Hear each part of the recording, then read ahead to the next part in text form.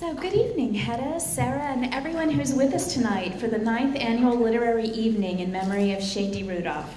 My name is Marcela Sulak, and I have the tremendous honor of directing the graduate program in creative writing founded by Shaindy and her colleagues, Linda Ziskwitz, Alan Hoffman, and Michael Kramer, with the enthusiastic support of the entire Department of English, Literature, and Linguistics. And I've said before, I'd never had the privilege of meeting Shaindy because I first arrived at Bar-Ilan as a visiting writer only months too late. But I have been fortunate that Shaindy left friends and family on 2 continents with what seems to be a supply, a wealth of anecdotes and stories and jokes, none of which we can remember right now, that make her feel like she's increasingly with me as the years go by. And I hope that this program, which is her legacy, brings you pride and comfort. There are many reasons to be proud of it. First, it's the only degree-granting creative writing program in the world which allows students to create literature through the lens of Judaism. Not only is the program located in Israel, but it offers students the opportunity to think about themselves as writers in a Jewish context and through the Jewish canon. And they do this partially through the William Solomon Jewish Arts Seminar, which is taught by Professor Michael Kramer. Secondly, the Shaindy Rudoff Graduate Program in Creative Writing isn't just a Jewish program. Indeed, and I hate to mention this, but thanks to the rise of the BDS movement around the world, with the goals of division and isolation of Israel and the diaspora Jews, we've seen the need for this creative writing program now more than ever. It's one of the very few English language sites in the academic and literary world that enables and promotes relationships among Jews, Muslims, and Christians. Thus, this program is more urgent now than ever.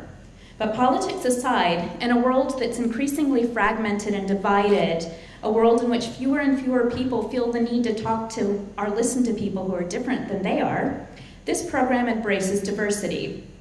Within the religious communities represented by our students, there's a wide range of religious observance, political belief, and socioeconomic diversity.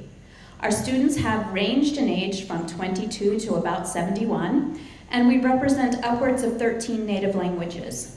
It's really astonishing what this program encompasses, what it enables, and what it is. And I think just the fact of its existence alone is a minor miracle. The goal of literature, both writing and reading it, is to create possibilities and worlds, communities and relationships where none had previously existed.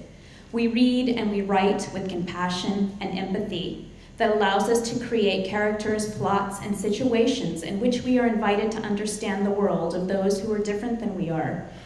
In the security of a book, we are able to face situations that in the real world we might find frightening. And so literature, I think, empowers. The generous writer empowers her reader. And we hope that this action will carry over into the world outside the book as well.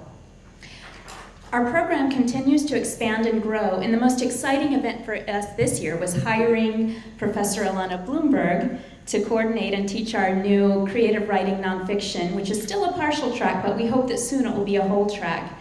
And I'll introduce her properly very soon.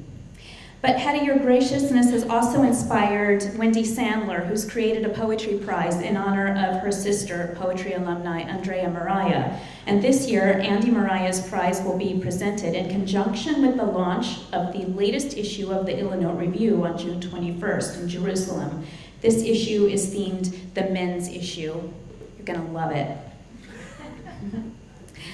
Our alumni and students have continued to inspire us with the important work they do in the world. And only this year, I'll mention a couple of them, but you can go to our website for more.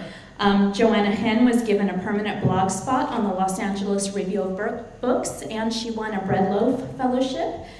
Anthony Moreno turned in a 125-page final project to me, and I assumed it was a typo. He thought that I meant 125 pages. The syllabus said 25 pages. But the book actually got a publisher, and it will be coming out next year with Rose Meadow Press. It's about the spaceship Voyager. Jane Medved has published a chapbook of poetry, and our first-year cohort alumni, Julie Barrett, has a new book, The Bible on Location, Off the Beaten Path in Ancient and Modern Israel. And I don't really know of any other creative writing program in the world that has a higher percentage of published alumni than ours. Now, yeah. Half my colleagues appear on the program, and I'll thank the ones that don't. Linda Zisquit, the poetry coordinator, where are you, Linda? Who's been doing this for about 10 years and helped establish the program. Michael Kramer, our steering committee chair and professor of the William Solomon Jewish Arts Seminar. I'd also like to thank the indefatigable Nadia Jacobson, who has coordinated the program and has organized this here memorial tonight. And several literature faculty members have been mentoring our creative writing students, Daniel Feldman and Susan Handelman. And they're not here, so but we'll tell them that you meant to clap for them. And Hedda, thank you for your continued presence in our program. Thank you. And Sarah, thanks for being here. It means a lot to us. Thanks. All right, I know you didn't come here to hear me, so without further ado, we're going to move along into the program, and I'll present our department chair and nonfiction instructor, Professor William Kolbrenner, who's going to welcome you into part of the English department.